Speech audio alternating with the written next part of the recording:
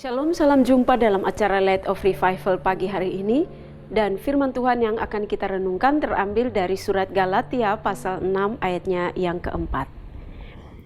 Baiklah tiap-tiap orang menguji pekerjaannya sendiri, maka ia boleh bermegah melihat keadaannya sendiri dan bukan melihat keadaan orang lain. Menguji perbuatan sendiri. Saudara-saudara yang terkasih di dalam nama Tuhan Yesus Kristus, bagian firman Tuhan ini berisi nasihat-nasihat praktis dari Rasul Paulus kepada kita sebagai orang-orang percaya dalam hal melakukan kewajiban-kewajiban kita dan dalam berelasi dengan orang lain.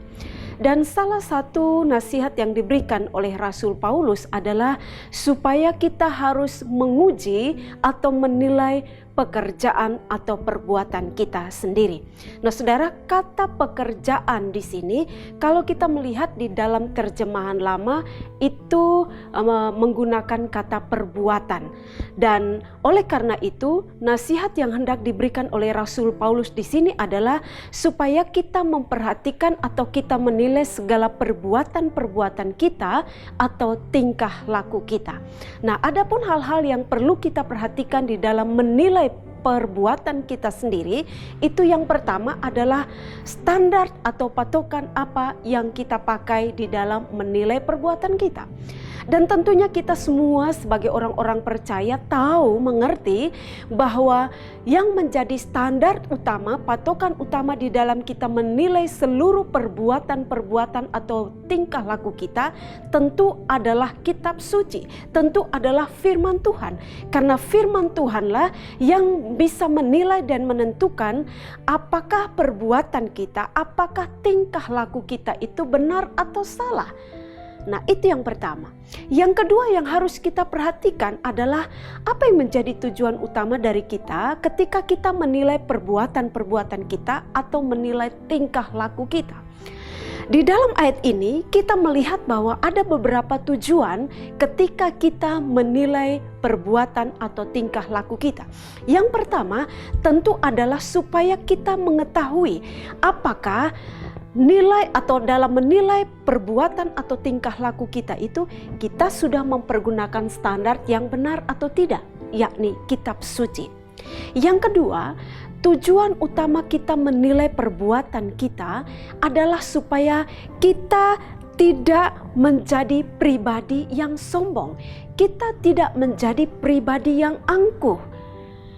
Kita memiliki kesadaran diri bahwa kita adalah orang-orang yang lemah. Kita adalah orang-orang yang terbatas. Kita tidak lebih hebat daripada orang lain. Kita punya kelemahan dan keterbatasan yang sama dengan orang lain. Oleh karena itu, ketika kita menilai perbuatan-perbuatan kita, tingkah laku kita di dalam kita melakukan segala kewajiban-kewajiban kita, maka kita harus mengerti semuanya itu. Kita harus sadar diri dan tujuan utama adalah supaya kita menjadi pribadi-pribadi yang benar, kita menjadi pribadi-pribadi yang tepat sesuai dengan yang dikehendaki oleh Allah. Apabila kita dapati ada perbuatan kita yang salah, ada tingkah laku kita yang salah, ada pola pikir kita yang salah, maka hendaklah kita rubah sesuai dengan ajaran firman Tuhan. Nah, ini dua hal yang harus kita perhatikan di dalam kita menilai perbuatan-perbuatan kita. Hari ini kita akan memulai menjalani kehidupan kita.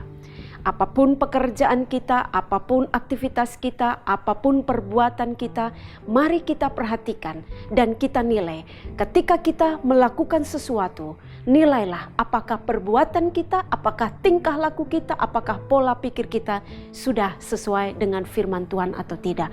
Kalau sudah sesuai dengan firman Tuhan, maka dikatakan patutlah kita bermegah. Dan kita bermegah tentunya di dalam Kristus, di dalam Tuhan, karena Tuhanlah yang memampukan kita melakukan segala sesuatu benar sesuai dengan firman-Nya.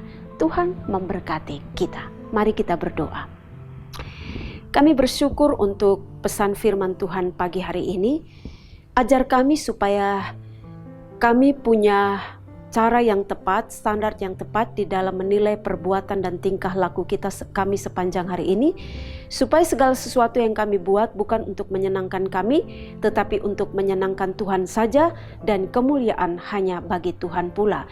Terima kasih untuk pesan firman Tuhan pagi hari ini, dan berkaryalah firman-Mu itu dalam kehidupan kami. Di dalam nama Kristus Yesus, kami mengucap syukur kepada Bapa di surga. Amin. Jemaat Tuhan, teruslah jadikan firman Tuhan sebagai terang dan pelita bagi jalan hidup kita. Amin.